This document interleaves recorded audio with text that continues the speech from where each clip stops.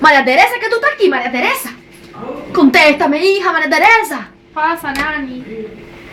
María Teresa, ¿pero qué te pasa a ti? Tú no eres así. Tú estás confundida, María Teresa.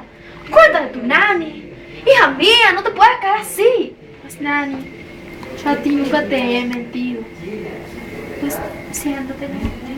Dime, hija mía, ¿qué te anda pasando? Yo te he dicho que volvamos a la ciudad, pero tú no quieres volver, María Teresa. Dime, ¿qué te pasa? Abre tu Pues, corazón. Nani, yo ya he renunciado a Santos Torrealba. ¿Pero por qué, María Teresa? Yo te he dicho, es Santo Torrealba. Nada más que tener problemas. Pues yo no lo pensaba así. No sabía que fuera capaz de hacerme tanto. No llores, hija mía. Nosotros tenemos que volver a la ciudad. Eso es lo mejor. ¿Tú me entiendes? Pues ahora ya estoy preñada. Estoy preñada. ¿Por qué hacer? Pero es que tú le tienes que decir a Santo Torrealba, Santiago Guanipa, o como ella se llame.